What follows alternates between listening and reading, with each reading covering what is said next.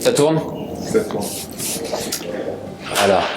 Salut CrossFit Brest, on se retrouve aujourd'hui pour le dernier WOD de la semaine, samedi, donc AMRAP de 25 minutes, Power Lines. Donc vous allez avoir 20 alternating dumbbell power snatch. Ensuite vous allez faire 4 tours, X push-ups et 15 air squats. Je reviendrai un petit peu après sur ce X, vous expliquer un petit peu à quoi ça consiste. Et on termine le tour par 800 mètres de course à pied. Donc c'est bien 20 snatch au dumbbell, 4 tours X push-ups, 15 air squats, 800 mètres run et maximum de tours. Le run c'est une fois par tour bien sûr, hein, c'est pas 4 fois. Donc pour le X, en fait vous allez choisir, vous avez 3 niveaux. Level 1 c'est 5 push-ups. Donc là c'est plutôt si voilà, le mouvement de push-ups il est assez compliqué pour nous et on commence à saturer au bout de quelques répétitions. Level 2 c'est 10 répétitions de push-ups. Donc là c'est quand déjà on a un bon niveau de push-ups, on est assez endurant. Et le niveau 3 c'est 15 push-ups. Donc là c'est quand on a une série max à plus de 45-50 répétitions. Parce que ça va faire un gros volume quand même sur l'ensemble de l'entraînement. Sachant que déjà pour un tour de l'entraînement, vous faites 4 fois 15 push-ups. D'accord? Donc c'est déjà un gros volume. Je rappelle les standards du push-ups. À la descente, la poitrine doit toucher le sol. À la montée, les bras doivent être tendus. Voilà pour l'entraînement.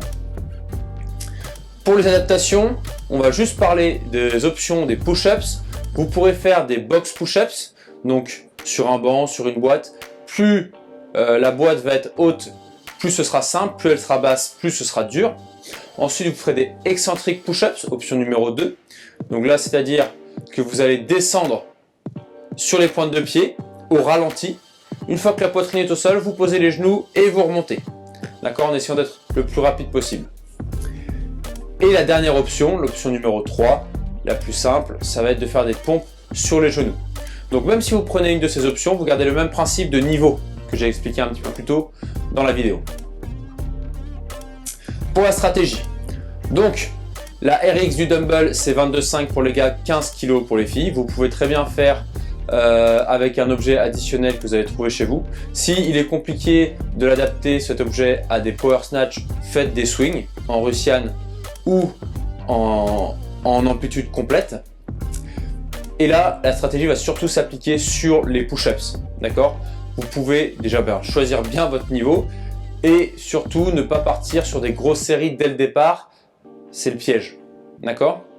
Ensuite, vous pourrez récupérer de ces 3 mouvements d'endurance musculaire qui sont le snatch, les push-ups et le squat sur la course à pied. Donc réguler sur la course à pied. Vous pouvez légèrement scaler la distance si 800 mètres c'est trop important pour vous. Pensez à bien respirer et à vous détendre sur la course à pied. Pour le warm-up, vous allez avoir 3 parties. Première partie, vous allez faire 3 minutes de course à pied tranquillement. D'accord? Si vous ne pouvez pas courir, vous pouvez très bien adapter avec un ergomètre ou sinon faire des shuttle runs dans la maison si vous ne pouvez pas courir. Partie numéro 2, vous allez faire 3 tours, 10 scapula push-ups, 5 strict press par côté avec votre dumbbell, 20 secondes de arch hold et 6 Samson stretch.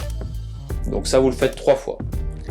Et la troisième partie c'est un tour de test, 6 snatch, 3 à 5 push-ups en fonction du level que vous avez pris, 8 air squats et 200 mètres de course à pied.